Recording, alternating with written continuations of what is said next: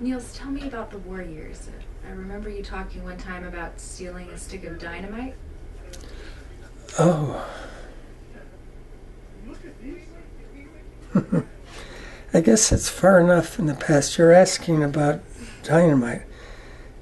Oh, my goodness. Well, my brother had a good friend, Bob Burgess, and they liked to go hiking and together. And one time they were exploring the hills where Clint Eastwood now has a golf course. They were back up in there, and they found a sort of a cave or a quarry, if you will. And in that, there were some sticks of dynamite. And so they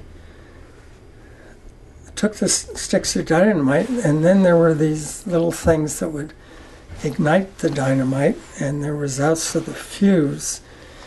And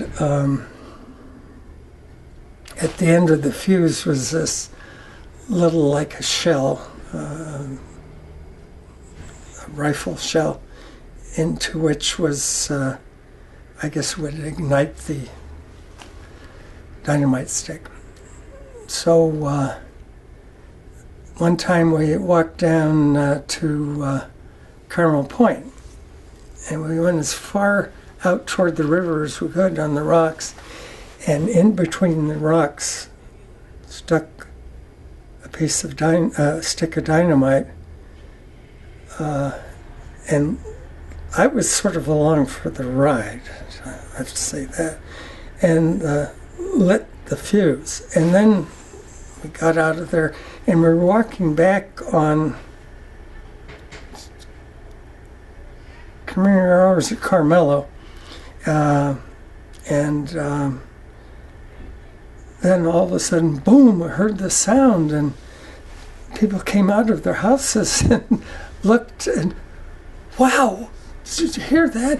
Where did it come from? Oh, and we pointed toward the beach. And we said, it must be a Japanese sub. You know, and then we got home. Yes, and we played with the powder a little bit until our dad caught us.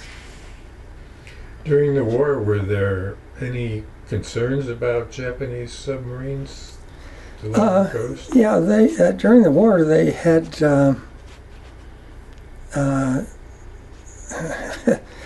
they thought they'd start a forest fire. A Japanese sub sent a shell into the woods of Oregon, but they didn't realize it rains a lot there, so it landed and went on fire, but the fire didn't spread.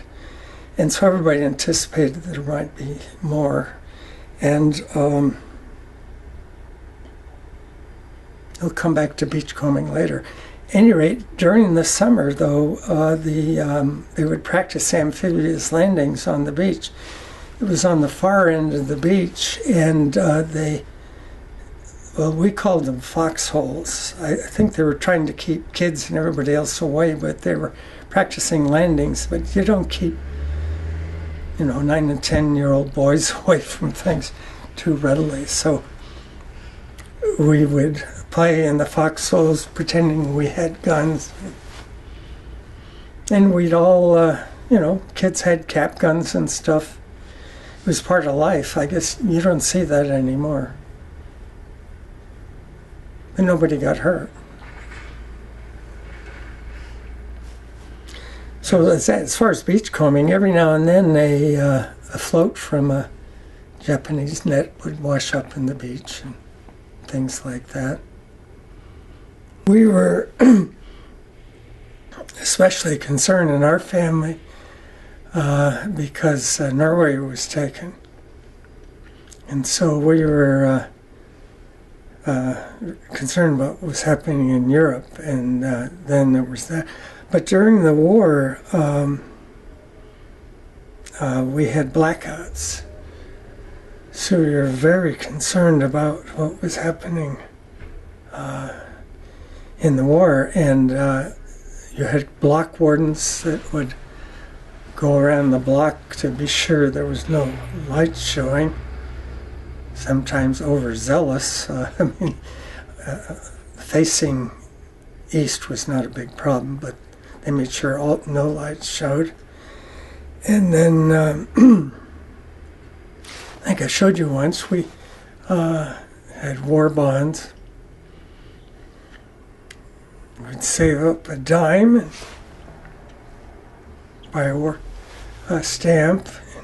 When you got $18 and some odd cents, then you could get a $25 bond